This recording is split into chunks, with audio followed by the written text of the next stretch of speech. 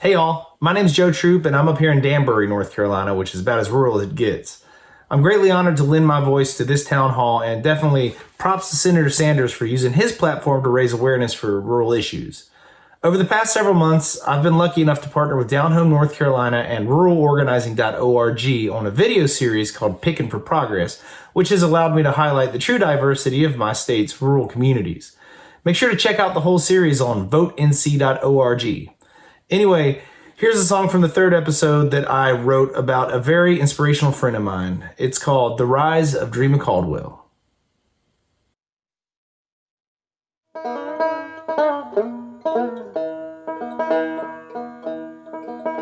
Alamance County Jailhouse back in 2015, in a place where the biggest crooks get off scot-free. A hard-working mama went weak in the knees, 40,000 cash bill, an outlandish decree. The escorting officer, startled as well, said, "Your magistrate pardon, but that's an awfully high bill." He said, "I meant what I said, she pays up or gets jail." And such was the harsh fate of Dreama Caldwell. Dreama managed daycare till one summer's day, when another employee made a tragic mistake. A child was left on the school bus, a close call but still grave. The Dreama wasn't at fault, she was destined to pay. When they issued a warrant, she went and turned herself in, and fell prey to a venomous magistrate's whim. Her kinfolk knew of the bondsman, they found a way to post bail. She went home in exchange for a mountain of debt. But that's how Dreama wound up here. Fearless leaders persevere.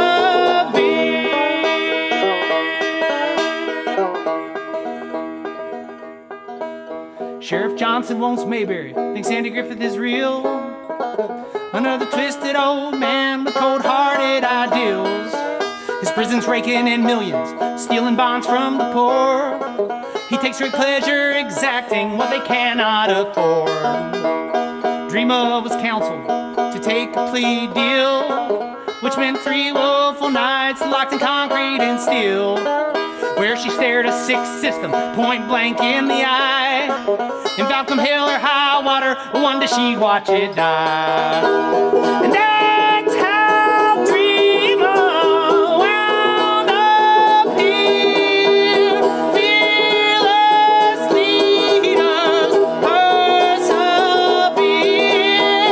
Fight on, Dreama, through the years. Sent to lead and help us heal.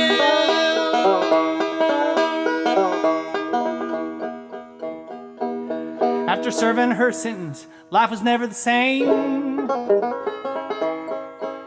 With a criminal record tethered tight to her name, or the death growl of Dixie amidst a brutal firestorm, Dreama Caldwell has risen. She's demanding reform.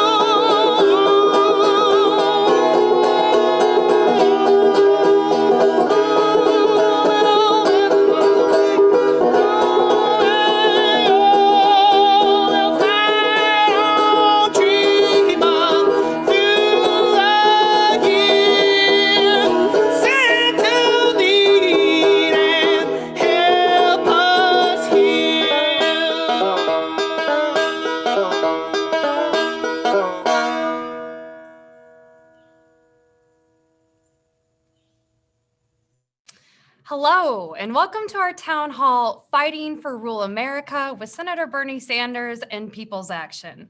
I want to thank Joe Troop for that great introduction and music. Joe is a singer and songwriter from Winston-Salem. Thanks again for the music, Joe.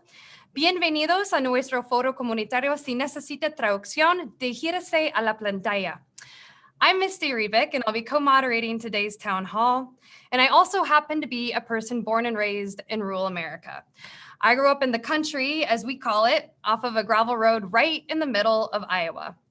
My mom's a retired meatpacking factory worker, and my dad's a truck driver. I know what it's like to graduate with 48 people in high school. I saw firsthand how people responded when new immigrant workers joined our community. I've watched family farmers lose their farms, and our water and our air get polluted because of corporate ag. And my family, like so many others, has been hit by the opioid epidemic. I also know how it feels to be left behind by the political establishment, to look at what's happening in Washington, D.C., or even our own state house, and feel like no one there is representing us or listening. I organized in Iowa for over a decade with family farmers, factory workers, new immigrant communities, and people of all walks of life. We don't always agree on everything, but at the end of the day, we experience so many of the same struggles, but also have so many of the same hopes. That's why we're holding today's town hall. In the middle of one of the most important elections of our time, we cannot forget about rural America. This is the 13th virtual town hall that Senator Sanders has held, and a common question from our live audience often is, how do I talk to people who don't agree with me? So we decided to bring you folks who are doing that work right now with the national organization People's Action. In today's town hall, we'll hear from everyday folks from the Heartland to the Rust Belt to the Appalachia who will tell us about their lives and who've cracked the code.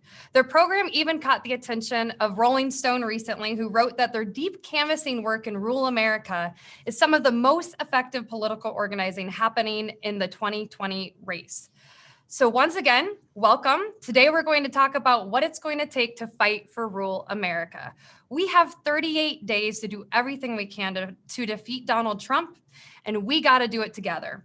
So let's take a look at this brief video spotlighting the work of People's Action and how they've been talking to rural folks in their new podcast. And then we'll get to our panel with Senator Sanders.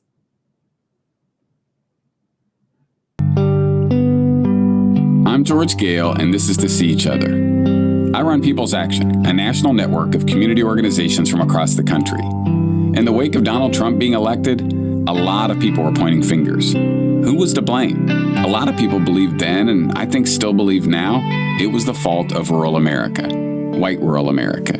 We knew the full truth was more complicated. So we helped seed small town organizing projects across the country to address people's struggles, to get clear on the true cause of those struggles, and to do the work it takes to drop the preconceptions and with fresh eyes, see each other. This is that story. The story of organizing in small towns, coming together to buck the trends and the stereotypes. Because we know when we see each other, we can change the world. Subscribe now wherever you listen to podcasts. See you soon. And here to co-moderate today's town hall with me is George Gale himself. George is the executive director of People's Action, and we've known each other for over a decade now. He's been on the front lines of some of the biggest fights for and with working people, whether it's been taking on corporate greed or fighting back against the bank bailouts, or frankly, just leading some of the most innovative organizing across the country. A rural American himself, George was born and raised in Indiana. Welcome to the show, George. Thank you, Misty, and thanks for doing this. So I want to share the story of People's Action's work to bring more organizing to rural communities and in those specific communities that have been written off by so many. But first, I want to say a little bit about what it means to me. So when I was young, we lived in a tiny town in southern Indiana, next to the area lumberjack, Otis and his wife, Flossie, and across from the county dump. And while that might not sound like much, it was really a good life. But the last 25 years have really been hard on this part of Indiana. The good jobs, they've left, and in most cases, they've been replaced by meth labs and opioids. As just one example, in 2015, the 4,200 person town of Austin, Indiana, 190 people contracted HIV in short order from exchanging needles while shooting up opioids. It's the worst outbreak of its kind in US history. So later in life, I moved to Chicago to organize on the city's west side. And it was there I saw how industry had fled Black and brown neighborhoods. What were once factories that brought pride and good jobs, they were now vacant, blighted symbols of what once was. Bricks crumbling into the sidewalk, kids climbing over them to get to school. And so while there are clear differences, with racism at the center of those differences, there are through lines that connect rural towns and big city neighborhoods. A strategic disinvestment in people and place that I feel like we often fail to connect, but we could and we should. So we've been trying to make that connection by uniting our organizing in cities and in communities of color with an increased focus on bringing more rural communities into a multiracial working class coalition. And so in 2017, inspired by people who grew up rural, had went off to the city and then decided to come back home, we started new organizing drives in rural communities across the country. And we intentionally focused on majority white rural areas. Why? That's a good question. We did it because of the massive retreat from rural, and especially majority white areas from progressive organizations had created a huge vacuum. And extreme right-wing forces had filled that gap powerfully, and they did it with hatred and division. I feel like we've all learned the hard way. If we are not present, others will be. So we started with what good organizers do. We went out and listened and had thousands of conversations in rural communities. And then we organized campaigns on the exact issues people identified: healthcare, environmental justice, addiction, and jobs. And we won. And people came together across race to discuss the ways that racism creates different outcomes for different people and how racism blocks our ability to build the power we need to win. We felt like we were succeeding. And yet we kept running into issues like people's views on immigration is just an example that were a barrier. So we launched a deep canvas program to have conversations about the exact issues that divide us. So these deep canvas conversations, this is listening to learn, not to confirm. Deep canvassing is grounded in radical empathy, about a true curiosity about people and their stories. And that non-judgmental type of conversation creates a space between two people that's hard to find. But when you find it, people are way more open to re-examining why we don't come together in the first place. As Emily Lee from San Francisco Rising recently said, deep canvassing is our weapon of mass connection. And guess what? It actually works. People's Action just finished the first ever deep canvas political persuasion experiment. And the top experts say it is 102 times more effective than most persuasion programs. Think about that, 102 times. Knowing this, we've already made 500,000 calls into battleground states and will make hundreds of thousands more in the coming weeks. So there is one story being written about rural communities, but today we're going to hear from people who are writing their own story. Stories like the fact that on June 18th, 2018, of the 750 events that happened across the country to protest the separation of migrant families at the border, half of those happened in small towns. How rural communities have mobilized in big ways and far and wide to stand up for Black lives following the murder of George Floyd, Breonna Taylor, and so many other Black people. And how the biggest swings in support from Republican to Democrat in 2016 to 2018, something the media totally missed, were rural single white women moved 17 points towards Democrats, and rural white young people moved 16 points. These are seismic shifts. So we share these stories today, and we share them in the new podcast that Misty mentioned, To See Each Other. And we hope all of you will subscribe to that right now. Look, we've learned the hard way. We cannot expect people to be with us if we're not with them. And for too long, progressive forces have given up on rural. That is changing, and we're just getting started. And here's the next step. Over the next 38 days, we need to unite across urban, suburban, and rural to make sure we elect Joe Biden and Kamala Harris and defeat Donald Trump and Mike Pence once and for all. Now I'd like to introduce a champion of the people, a person who didn't catch up to a movement for transformative change, but somebody who'd been there and ready for all of us all along. Welcome, Senator Sanders. George, thank you very much for all the great work that you and People's Action are doing. Let me welcome everybody into this live stream. You know, I represent the state of Vermont in the United States Senate. Turns out the state of Vermont is one of the most rural states in America. Vast majority of the people in this small state live in communities of 1,000 or less. Many live in 500 or less. Number of years ago, I spent a couple of years living in a town in the northeastern part of the state, the most rural part of a rural state, which had about 200 people. In my view, and I think in many of your views, people watching this, the rural life is a good life. You know, people want to live in big cities. That's great. We have some wonderful cities in America. But nobody should be ashamed about growing up in a rural community where everybody knows everybody, where people are producing the food that we need in order to stay alive, where kids go to school for their entire lives together, where there's a really strong sense of community. What you understand today, though, and what I understand, is that rural America is in a state of very significant decline that has only gotten worse as a result of the coronavirus. All over this country, we have seen, and this is really a tragedy, we have seen more and more young people leave the small towns that they grew up in and the towns that they love, not because they did not want to stay, but because there were fewer and fewer jobs there that paid them a living wage. And there's nothing more tragic, I think, than seeing kids say, I love this community. I want to stay here. I want to raise a family here, but I can't find any work. And on top of that, we have seen rural hospitals. We've seen schools, churches, and community centers shut down. And we've seen once vibrant main streets become boarded up and deserted. I have traveled as a presidential candidate all across this country. And I've gone through state after state and you hit the rural areas and there's the downtowns and store after store is boarded up. All across rural America, we have seen family farmers go out of business. In my own state of Vermont, Biggs Dairy State, we have seen farms that have been in the same family generation after generation. They're going out of business. Despite the fact that people, so many people love the idea of growing up on a farm. Growing up on a farm in many ways is a good life if you can receive a decent income.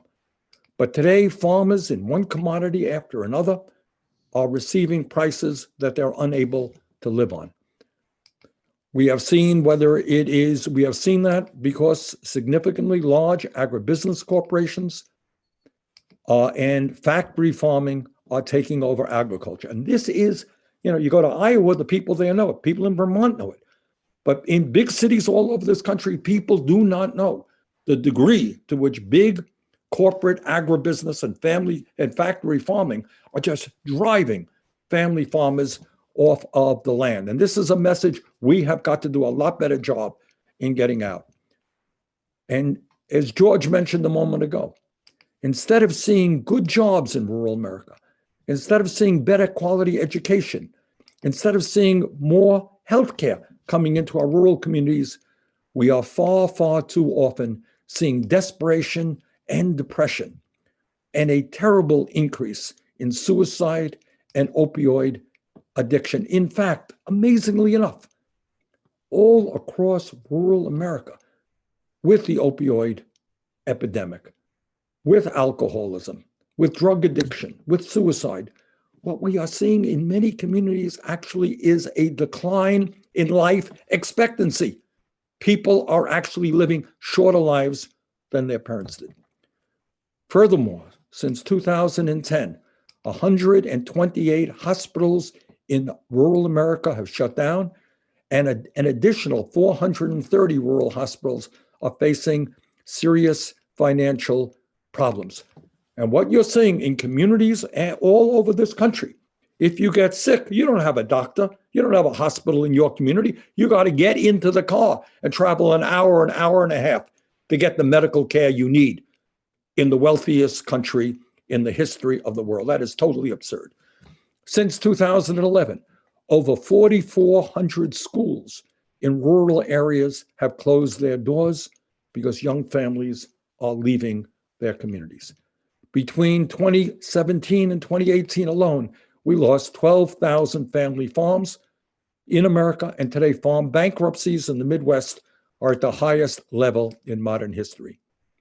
Over the past 40 years, the United States has lost 90% of its pork producers 88% of its dairy producers, and 95% of its egg farmers.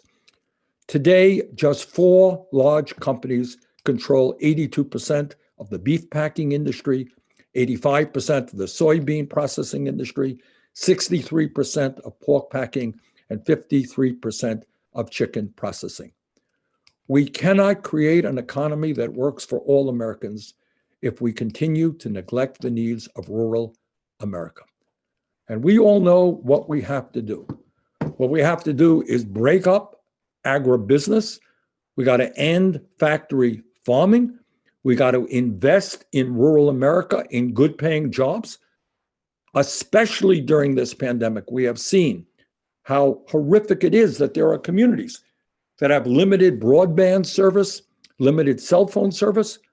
You cannot attract businesses into a small town if you don't have good broadband and good cell phone service. We need to invest in rural America in terms of healthcare, in terms of education. We need to invest in our family-based agriculture.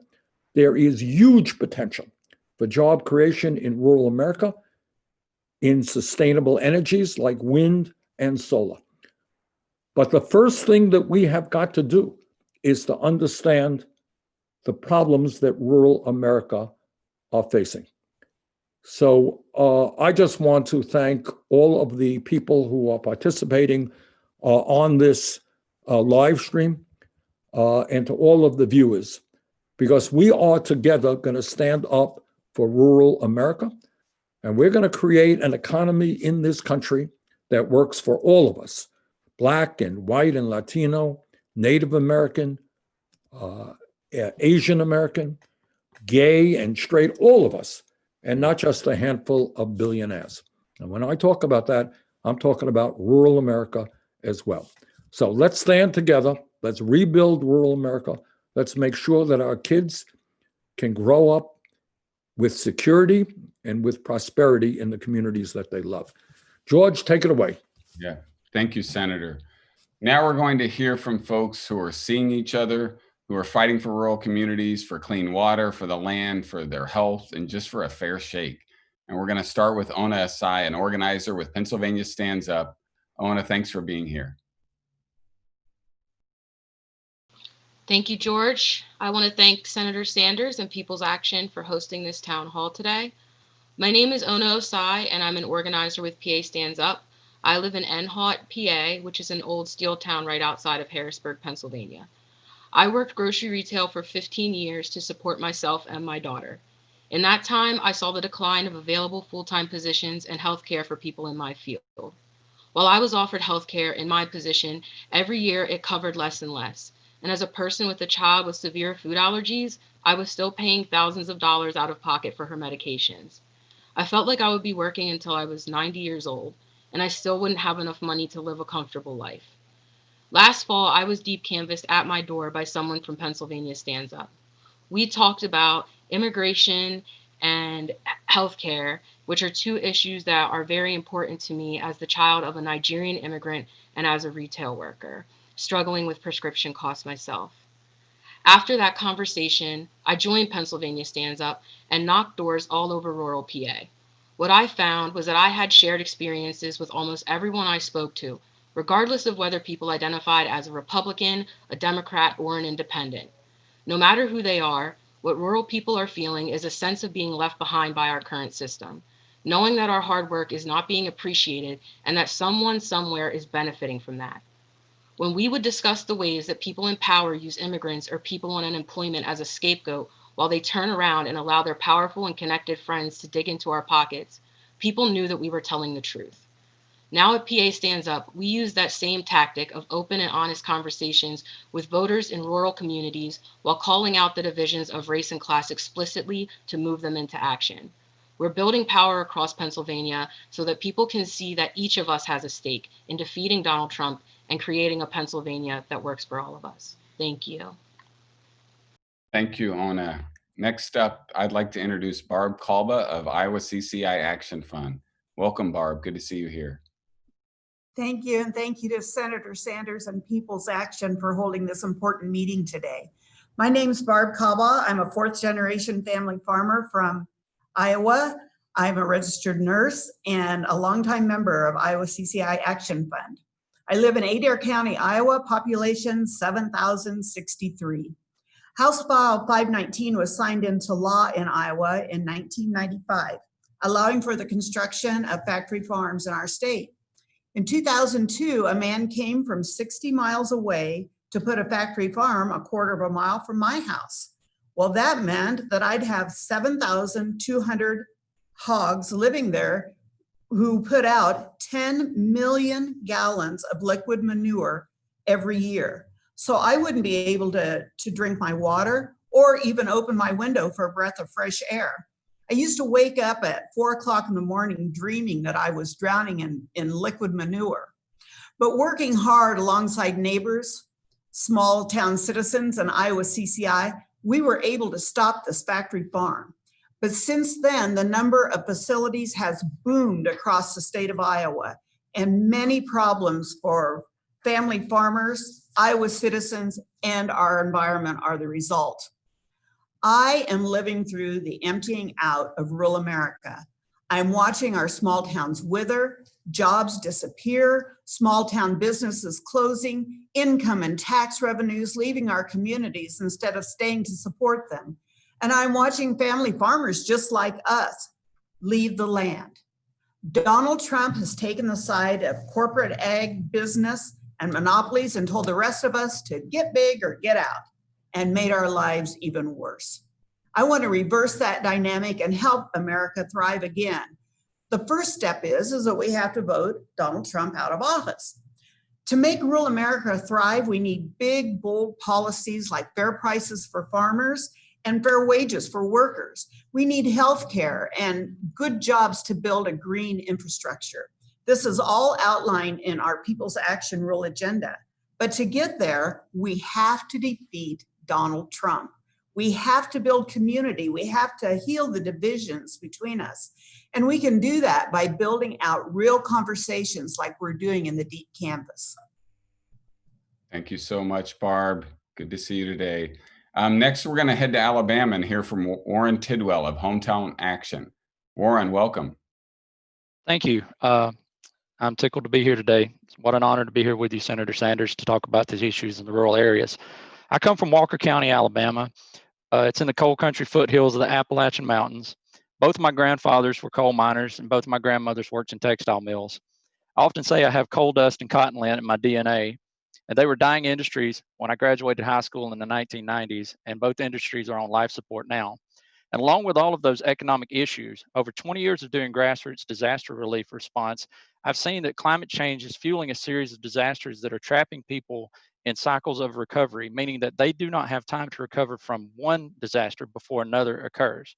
And as a progressive organizer in the rural South, I say I fight a two-front battle, meaning working for change here and convincing folks on the left that we have to stop abandoning these spaces. We need to work overtime to organize within them and with folks in rural spaces, because rural folks know rural problems and they know what needs to be done to start fixing them.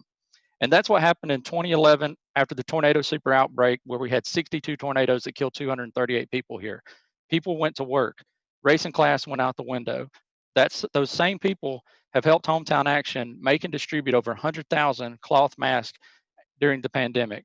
But we have to get intentional about progressive organizing, and we have to get in these rural spaces, get uncomfortable, and approach the work without preaching at or judging the folks we hope to win over. We have to address climate change and the intersecting issues that are hurting folks in our rural areas. And that starts with relegating the Trump administration to the dustbin of history by electing Joe Biden and working like hell to push them to address these issues. There's so much potential in our rural areas. I know this, I promise you. Thank you. Thank you, Warren. That's powerful. Next up are Shohalima Lynch and Pat Rogers of Down Home, North Carolina. Welcome. Hi, Senator Sanders and everybody else out there listening to us. Just really excited to be here. My name is Shohalima Lynch. I'm a community organizer with Down Home, North Carolina. And I was a public school teacher before that here in Alamance County for several years and started organizing locally when Down Home, North Carolina began hosting rallies for teachers in the areas to make our voices heard. The teacher walkouts in 2018 were a major part of rethinking a modern labor movement. And I'm Pat Rogers. I'm an engineer here in Alamance County, and I started organizing locally around Medicaid expansion. So the first time Shug and I met actually was over an opportunity to interview our state rep about why he refused to back Medicaid expansion. Just, and the lack of that Medicaid expansion was causing the shutdown of rural hospitals. There's a coverage gap of like 600,000 North Carolinians, really horrible stuff. But that led to a kind of full day of getting to know each other and have conversations and a lot of waiting around. But my parents have always worked in hospitals in underserved areas, so I understood the effect of the coverage gap that we had in the state here, but I was never really able to pull it together to understand how that intersects with food insecurity, job insecurity, lack of education, and just in general, the criminal legal system. It was really interesting getting to know Pat because, we're kind of on the opposite ends of the spectrum. My parents were migrant farm workers on the West Coast and always worked hard to make sure I got a good education. And I guess, that's pretty much how I ended up being a teacher. And even when times were challenging growing up, we always had access to social services. So when I moved to this rural community here in Alamance County, the idea that the lack of services were basically not around was very shocking. And, our white, Black, and brown community members struggle with poverty, segregation, lack of good jobs, healthcare, and practically no transportation. So this election's really important up and down the ballot because as a country, it's past time for us to really reevaluate how much we care about every single one of the people around us. And fundamentally, every representative from school board to county commissioners to the president, they need to, reflect and understand the day-to-day needs of our communities. Yeah, and even though, Pat and I come from different backgrounds, we still have things that we share in common, and it's going to take all of us to work together, to fight right now for the people that we care about and making sure their basic needs are met, making sure that people don't suffer without food or housing or healthcare. And that's how we're going to win this election, by coming together and fighting to elect people up and down the ballot who are going to do the right thing for rural communities. Thank you, Senator Sanders. Thanks. Oh, so much. I love that last point. So now we're going to head to a state that's on many people's mind heading into November, and that's Michigan. And I want to introduce Dennis Kellogg, a sixth-generation farmer. Hi, folks. Yes, I'm Dennis Kellogg, sixth-generation farmer in Gratiot County, Michigan. And I want to thank People's Action and Senator Sanders for hosting this today. We have experienced the results of the tariff war here, and it's hit us pretty hard here in central Michigan. Our farm prices really went into the tank for us, and that caused tremendous problems for us. Going back to even the government shutdown early January and late December 2019 created problems, all caused by this guy named Donald Trump. Folks, I've voted both Democrat and Republican over the years, and we consider ourselves as really quite independent people, the farm community, and we look to the individual. And I think a lot of folks made a mistake betting on Donald Trump. And let's face it, he just didn't rise to the occasion.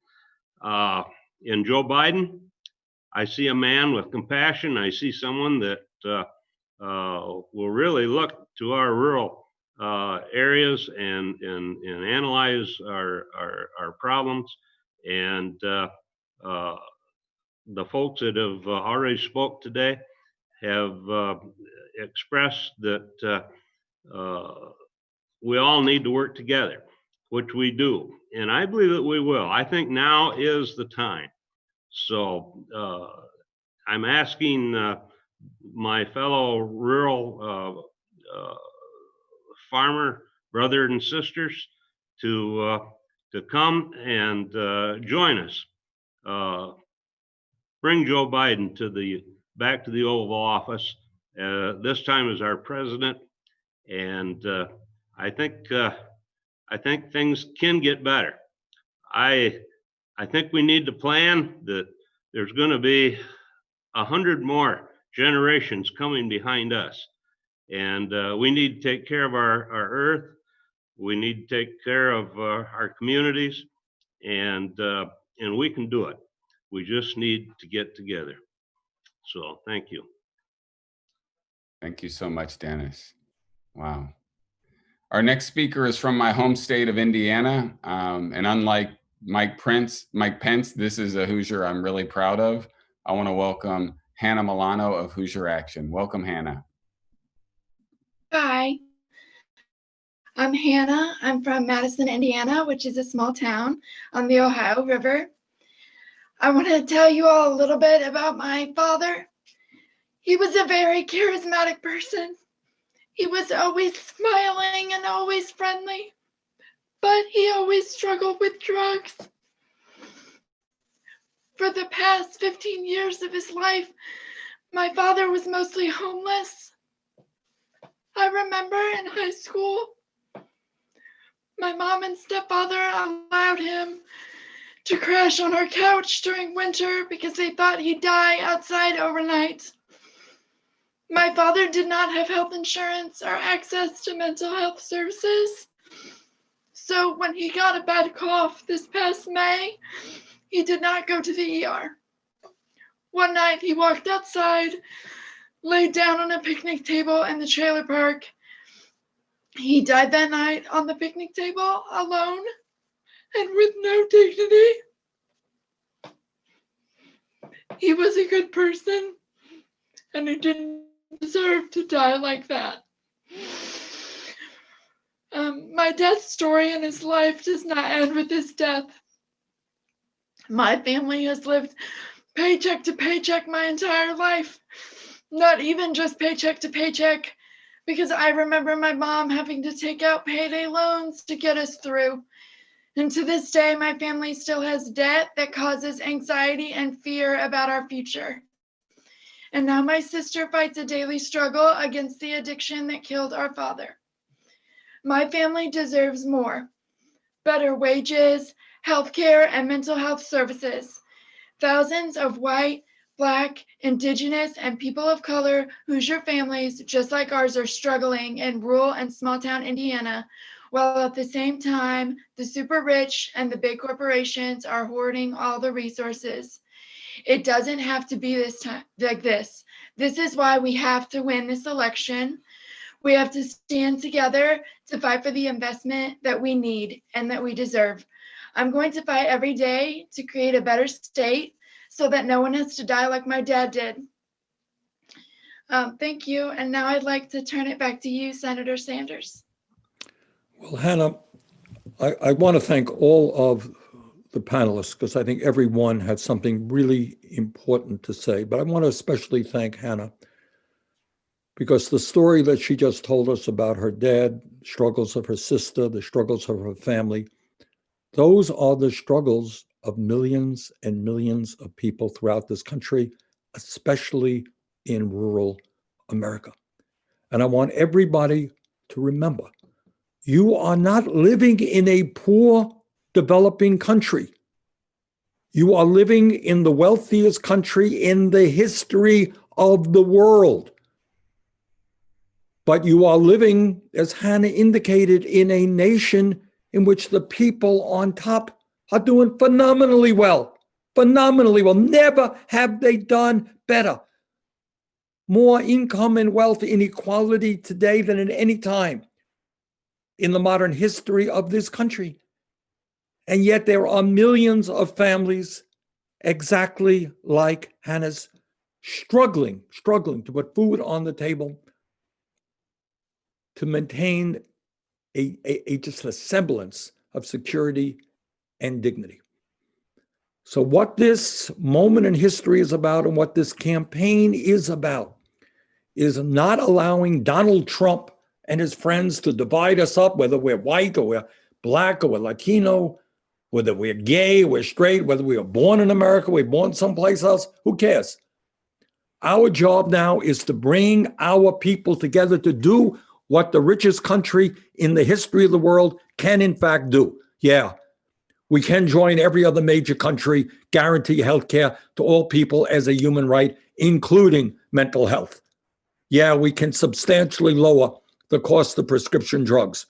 So we don't pay 10 times more for insulin than they pay in Canada. Yeah, we can make sure that all of our young people have the opportunity to get a higher education without going deeply in debt. Yeah, we can create millions and millions of good paying jobs, transforming our energy system away from fossil fuel to energy efficiency and sustainable energy, and combat climate change in the process. So with that, let me just thank again everybody who has participated and all of you who are watching. We got a month and a half to go to protect American democracy and to start building an economy that works for all of us and not just the very, very few. Okay, Misty, let me take it away. All right, we do have a few questions from folks who are watching us live today. So we're going to try to take a few of those. Our first one is going to come from Helen Cluna. Helen joins us from Duluth, Minnesota. Helen, welcome to the show. What's your question? Hi, Senator Sanders. My name is Helen Klana, and I'm from Duluth, Minnesota. I'm an 18-year-old organizer and student at St. Olaf College in Northfield, Minnesota.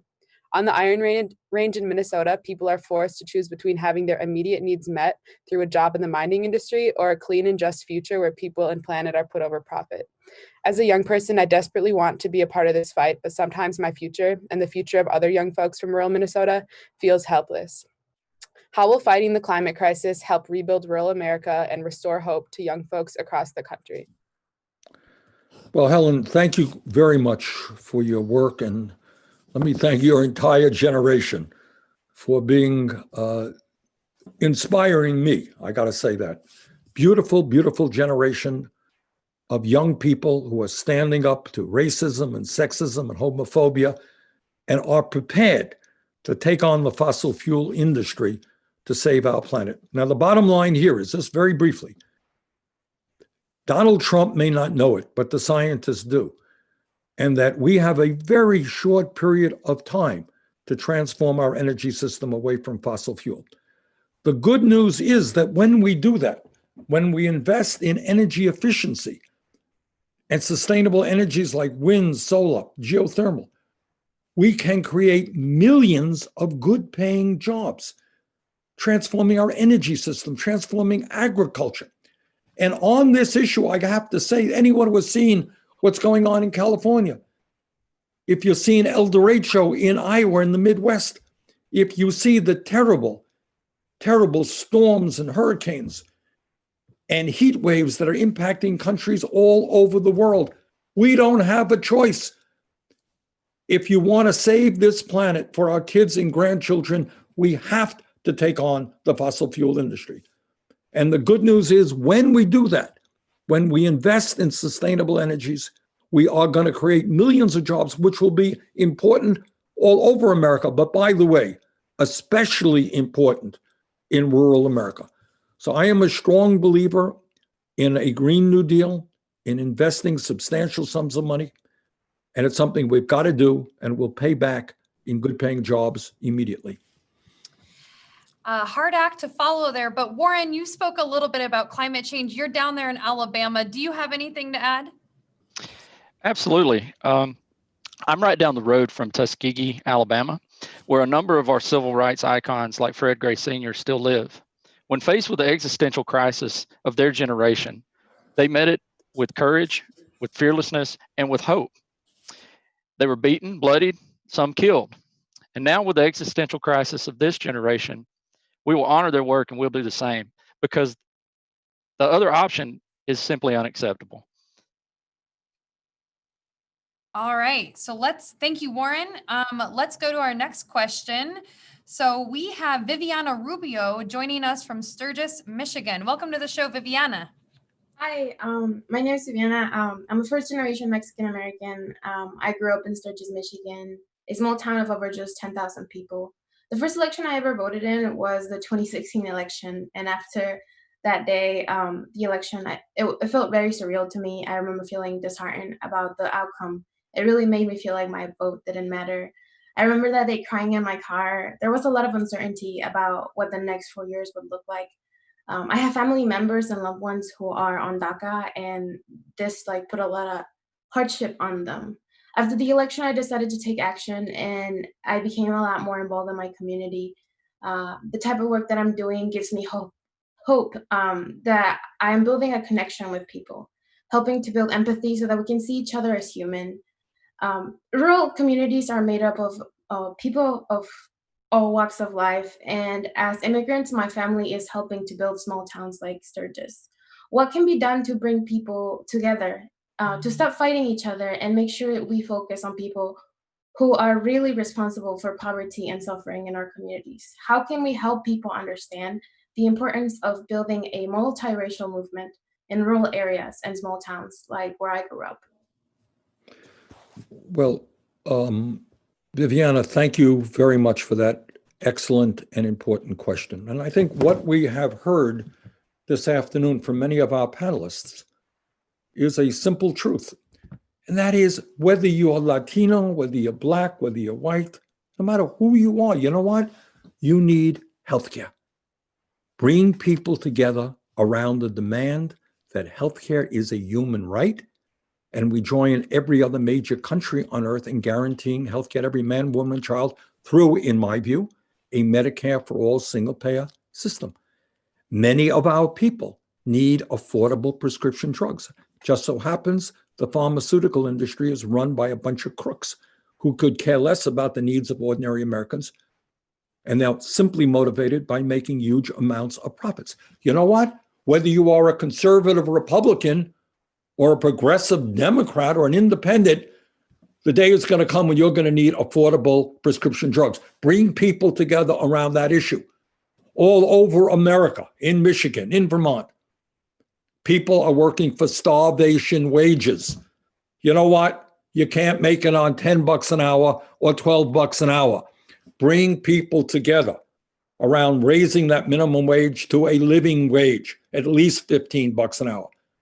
Bring people together around making it easier for workers to join unions. Bring people together around the fight for equal pay, for equal work, because women, especially minority women, should not be making a fraction of the wages that white folks make. Climate change brings us together because if we don't get a handle on climate change, all of us, no matter what your background is, you're going to be in real serious trouble. Criminal justice, we've got to come together around. So what I'm saying, Viviana, is that the most important issues, they don't just impact white people or Black people or Latino people. They impact all of us.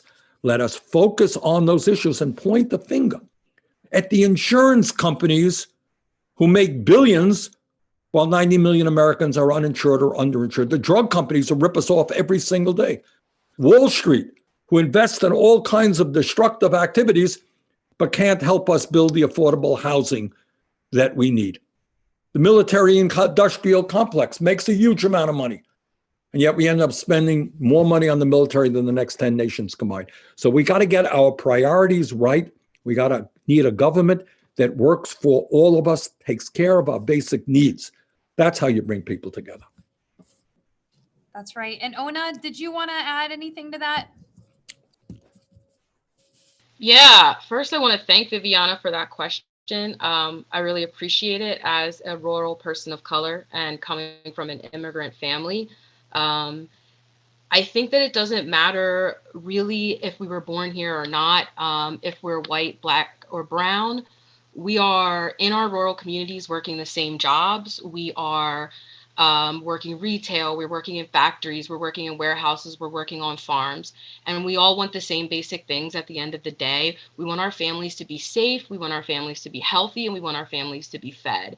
We want our kids to have opportunities for success. And I think the only way that we can do that is by building multiracial organizations that are able to connect us together in the things that bind us, and so that we can work together on the issues that are most important to us.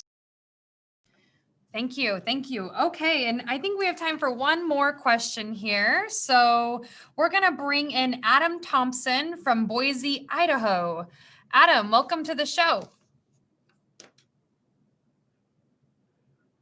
Do we have Adam? Hi, Senator Sanders. My name is Adam Thompson. I'm a third-year college student in Boise, Idaho, and I'm Jewish. White nationalist groups have more than doubled in my state over the past 3.5 years. There's a threat of harm that I and diverse communities face all the time. But this was not an accident. Most people dismiss rural communities and places like Idaho as red and racist and invest in other places. While the progressive movement divested, the far right has invested everything to exploit the pain of the working class and pit us against one another. How do we make sure that the next administration listens to us? And what do you say to the people in rural communities like mine thinking about sitting this election out? Thank you. Adam, thank you very much for that excellent question. Let me deal with the last part of your question. You cannot sit this election out. You really cannot. We have a president who is a pathological liar, and we cannot continue having someone like that in the White House. You don't want that. No matter what your views may be, you don't want a liar in the White House. You don't want somebody who does not believe in science. Look, we can disagree on issues, but you got to believe in science. You have to have policy based on scientific fact. And if you don't, you're going to have a disastrous response to the pandemic, which has certainly been the case under Donald Trump.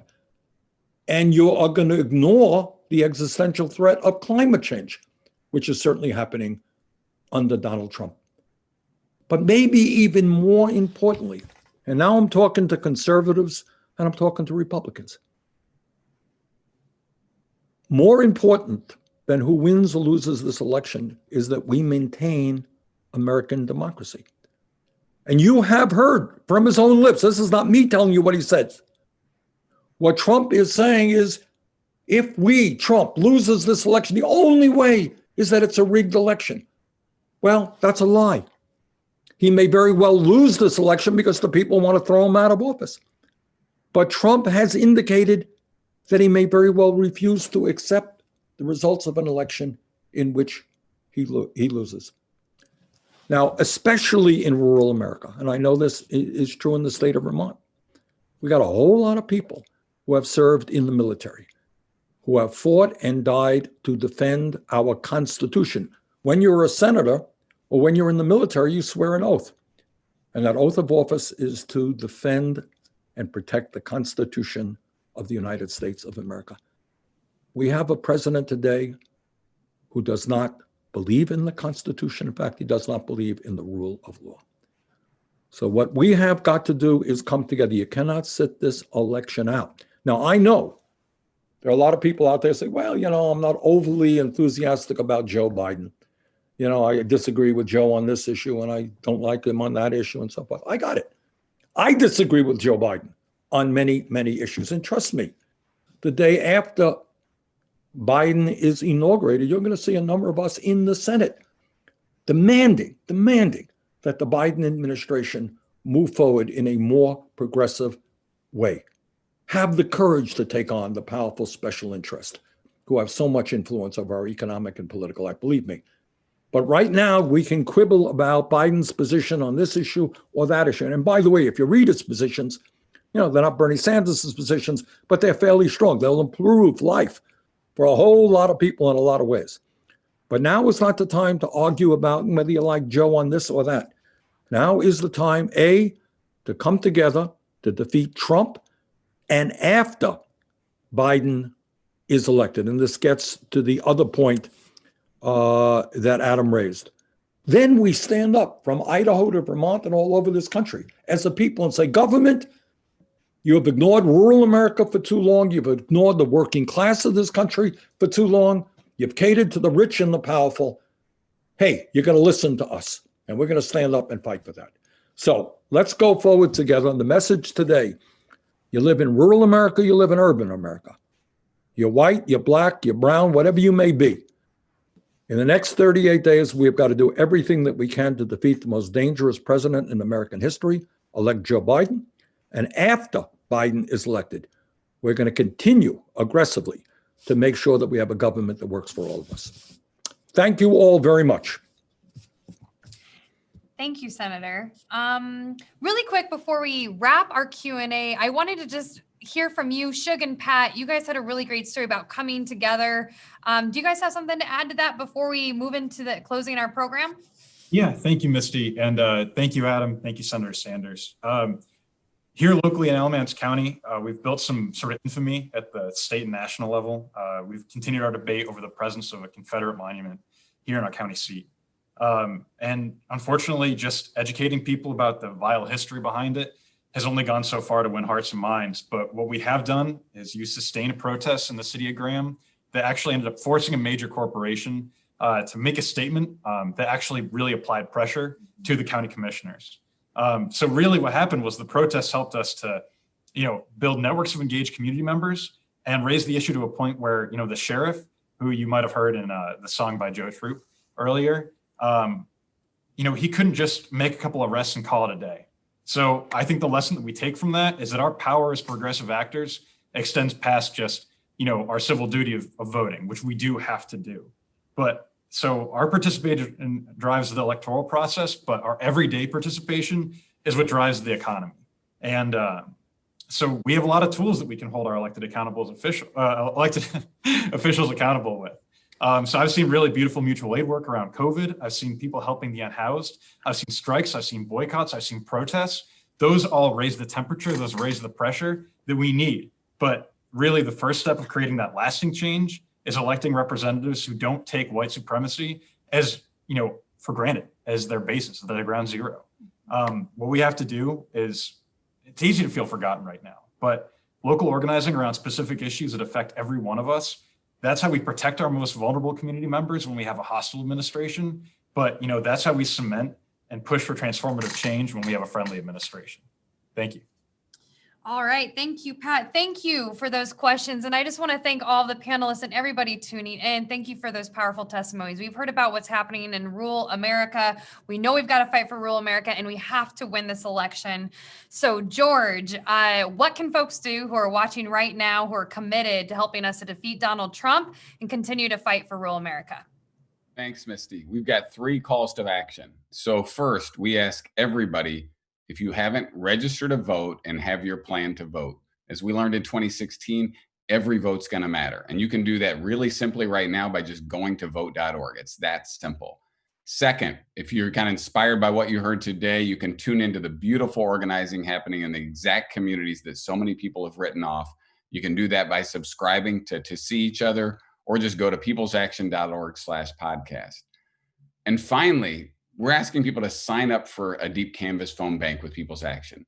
This program has proven to be wildly effective at helping people change their views on issues, but also on who they're going to vote for. Just one example, 8.5% of independent women voters we talked to through Deep Canvassing who plan to vote for Donald Trump are now planning to vote for Biden-Harris. This from one 15-minute conversation.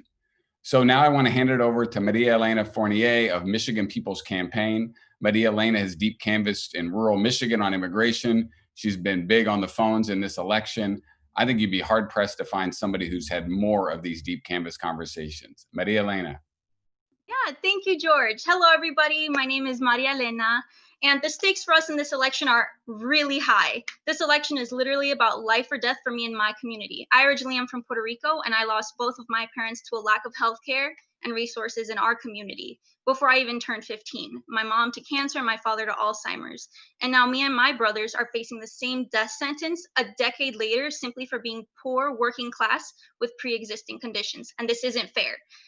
When I started making these calls, I cannot lie, I was skeptical, but these conversations ended up changing my life and the lives of those I spoke to on the phone. We shared stories and experiences none of us could have ever imagined sharing with a stranger. Everyone, no matter what their political affiliation was, they were happy and many were in tears, including myself plenty of times, for having a chance to have their voice heard. Through sharing our experiences with one another, folks felt validated and understood, and this really helped remind them of their stake in this election. At the beginning of our conversation, a lot of them would tell me one person can't make a difference. But towards the end, they all agreed we cannot do this alone and that their vote matters. We cannot have a revolution or even something close to reform if we cannot talk to our neighbors. We need all of you to win this election. Our lives literally depend on it. So if all of us volunteered at least once a week to phone bank, we will win this election. Not can, we will. So to get involved, text WIN to 79606. Again, text WIN to 79606. And I really appreciate you all for being here, and I'll pass it back to you, George. Yes, thank you, Maria Elena. So glad to work with you. And now I want to hand it back to Senator Sanders. Well, let me also thank Maria Elena for her cogent remarks. And let me thank George and People's Action for the great work that they are doing. And let me thank all of our panelists. This was a very, very powerful panel talking about issues that are just not talked about enough. So here is the bottom line, folks. This election is the most important, certainly in modern history, maybe in the whole history of our country. You can't sit it out. You got 38 days. Let's get to work. Let's defeat Donald Trump. Let's elect Joe Biden. And then let us fight for a government and a nation that works for all of us, including rural America, and not just the few. And let's conclude by introducing Lissy. Lissy is a singer and a songwriter from Iowa. Lissy, take it away. Thank you.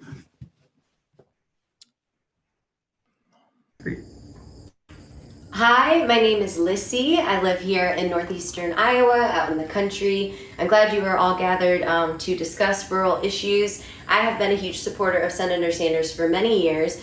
I was a precinct captain for him here and caucused for him as well.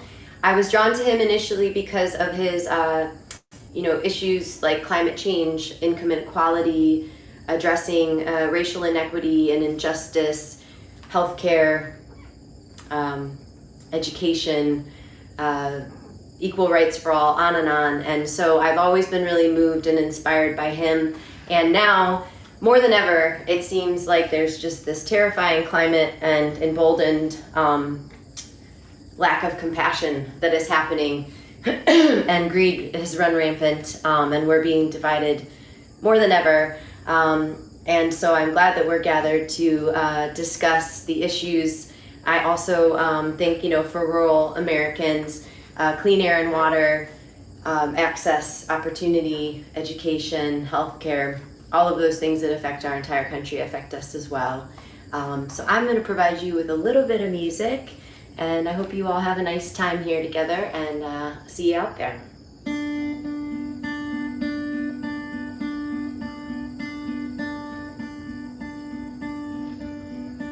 And I'll fall on my knees. Tell me how's the way to be. Tell me how's the way to go. Tell me all that I should know. And I'll fall on my knees. Tell me how's the way to go. Tell me how's the way to be, to evoke an empathy. And angel, follow me now anywhere I go. And angels will call on me and take me to my home. Well, this tired mind just wants to be let home. And I'll fall on my knees. Tell me how's the way to go. Tell me how's the way to see. Show me all that I could be. And I'll fall on my knees and tell me how's the way to be. Yeah, tell me how's the way to go.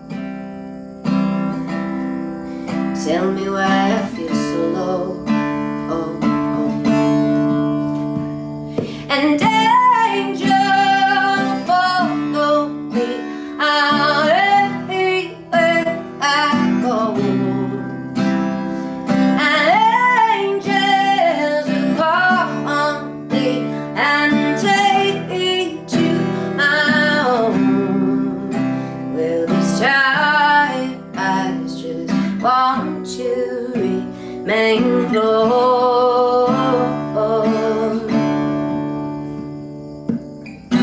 I don't see clearly, and I can't feel nothing. No, well, can you hear me?